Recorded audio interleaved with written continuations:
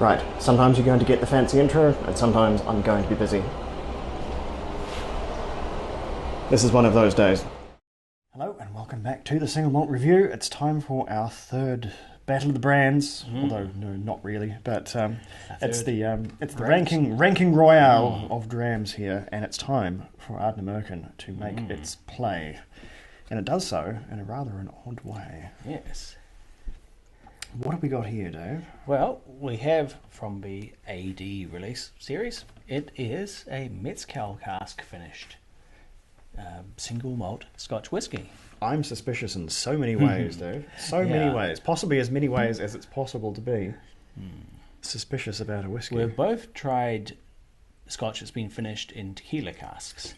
And to be honest, it wasn't my favourite. But again, it was a young, extremely peated Killoman. How are you supposed to taste anything after, anything applied to Killoman is like, I don't know. That's like doing a tasteful drawing on an artillery shell. You're not going to notice on the other end.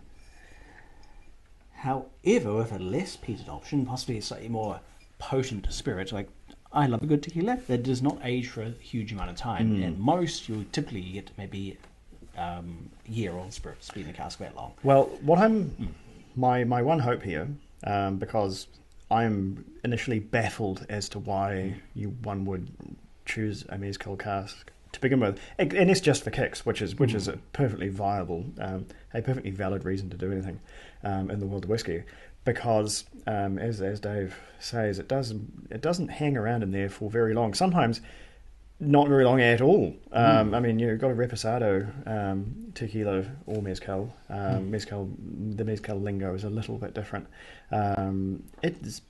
It's basically walking through the barrel and out the other side, and the barrel is it'll just be American 45 days sometimes will be for a very short finish. But mezcal is a wee bit different because mezcal is, depending on how it's made, depending on the mezcal that it was, that's got a smoky element to it, not a peaty element, a smoky element because of how it's processed. The rather than being processed sensibly, steamed or something efficient, they are shoveled into a big pit of hot stuff, either hot rocks that have been heated before, or there's literally fire burned, and they are roasted thusly. I thought they roasted the agave root for tequila as well. They heat it. So it can be roasted, but it's normally roasted in a big hot oven, right? Or steamed, or there's other ways to do it. Caramelized rather than charred. Yeah. When you're dealing with mezcal, there's this, and I learned way more about mezcal than I ever wanted to, because I recently went through the WCT Spirits Level 2, of which it is a component. And if you want to just lose your mind and a good portion of your faith, look up ancestral mezcal. Oh my goodness. Whereas tequila is sort of made, it's allowed to function in the first world. Mezcal is being intentionally held back, and the incredibly crude and inefficient processes behind it are being preserved and given quality statements such that it's sort of being encouraged. So if that's what makes it unique and makes this smell like it's been. It's got smoked. silicon. Yeah. This if anyone is enthusing about an ancestral mezcal and is not a Silicon Valley tech bro, be very suspicious. Anyway, but yes, if there's to boil all that down into a more cogent statement, if we see anything, I think we're going to see a little bit of smoke left over from the. I'm smelling a lot of smoke already. from the thing. We could also be getting smoke from here, because I'm not sure if this is their unpeated spirit, of course, or whether there's some peat component here nascent. If I was Ardnamurchan, which I am absolutely not, I would have gone with their unpeated spirit for this one to give that mezcal cask a chance, but who knows, we'll see. So I'm definitely smelling some smoke-flavoured smoke, as in not just peat. Yeah, it's pretty evident. I think there is peat in here. I think they've gone with their normal blend of I'm not sure what the ratio is of the heavily peated to unpeated, but this is going to pack a punch, but I'm going to try it at full strength. Yeah, but in terms of does this cask bring anything over, I hesitate to say this is I'm getting mezcal elements here. It's sort of fresh and fruity, I guess. I don't know. It's easy going. It's got some... Not so much on the palate, I'm guessing, though. It's got some quite fresh woody notes, like a very fresh cask, which could well be from a mezcal cask, I guess, based on the relatively brief maturation times for Mexican spirits. But also just as a smorgasbord of strangely bitter or astringent notes. There's all kinds of things happening there. It's got a lot going on. I'll need to take some time to really get to grips with it. I think it will need water.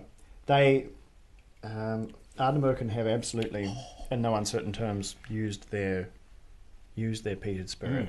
So I think we are going to be fighting uphill somewhat to find any mezcal components. But there's a fresh fruitiness. I'm thinking maybe a bit of, I don't know, fancy agave syrup. I just got a very strong hit of black pepper, like crunching on a whole black peppercorn, which for me is one of the flavors I especially like in tequila, particularly younger tequila Blanco, ideally, my favorite kind. I think that's the only kind you should be bothered with. I think the longer tequila ages, the less it makes sense, because you lose that vibrant, herbaceous tequila-osity. Okay, I think the water was a mistake. It's inflamed the peat a little bit. It's gone in the puncture repair kit route for me. Lots of a little bit of bike glue, acetone adhesive, and rubber patches, and I don't like it, honestly. Now, is this a finish or is this a maturation? It's a finish for mezcal. I don't know what the other cask was. I'm assuming bourbon, but aside from a little bit of sort of fresh, maybe a skerrick of, it's suitably thin that I don't know whether I'm genuinely tasting it or whether I'm talking myself into it. Because when you're in that part of the spectrum, then it's just hard to tell sometimes. When you're searching for something, the mind can manifest it, and it can be very difficult to know whether you're just you're summoning something synesthetically or whether it's actually there. But I think I can genuinely say there is a sort of fresh fruitiness. There's certainly a freshness, and maybe just the tiniest skerrick of agave syrup. There's some nice wood and spice coming through. I'm getting some tequila-esque notes from the mezcal cask, but the flavour is something I simply don't enjoy. It's purely subjective, of course. I'm glad I've tried this, and it's a complex and interesting whiskey, but it's not one I want to go back for seconds on. I think the spirit is just a bit naked, and the wood, I think, is a bit at odds with the, because you can feel the ultra mineral, rocky, flinty, coaly Ardnamurchan like trying to come through, and it's just not quite gelling. Honestly, not quite gelling. It tasted better at full strength. Adding water was probably a mistake, but at the same time, it is so strong at full strength, obviously, that it is hard to drink on its own because it just induces the shudders and the recoiling because it's just so potent. What I would have done.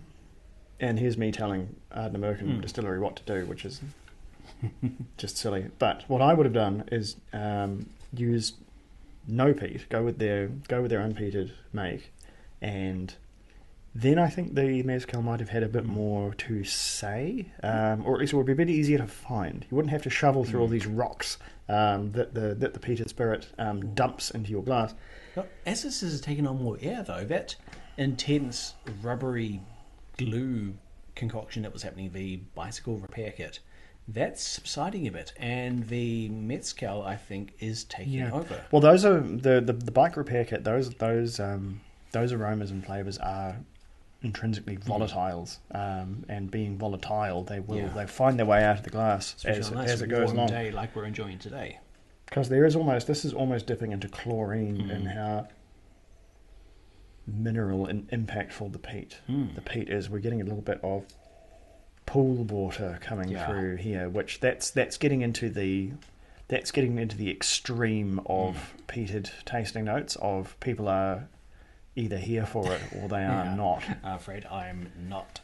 Because you get you start with smoky bacon and nice easygoing stuff like that, and then tarry rope, and then you get stinky fish, and people are like, oh, hang on, and Is then this something you actually want to put? Suddenly we're in bitumen and pool water, and it's like, oh no, what are we doing?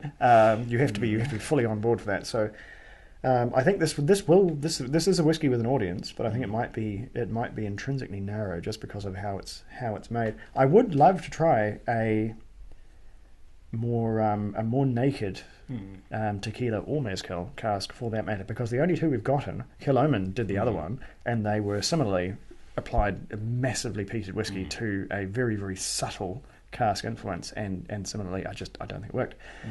Again, I don't think we have to have a battle on this one. It sounds like we're both pretty not negative, but this is not top of the list material, nor is it middle of the list material. This is in fact out of the three bottom we of the list tried, material it is in third of a very place short list for now.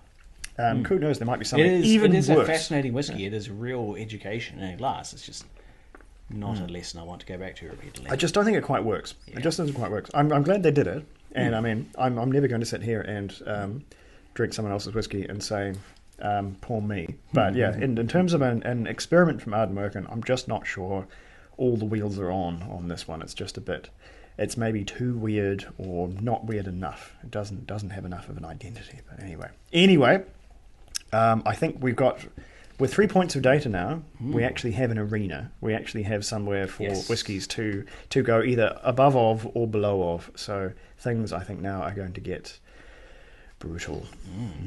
I love it. Okay. Well, let's have a blind tasting tomorrow. Indeed. But after that, we're back with another ranked release. So whatever you're into, there's more coming down the pipe. It's going to be a busy December, folks. So keep all your arms and legs inside the month, and we'll all get out of it on the other side perfectly well. Slandra, we will be right back.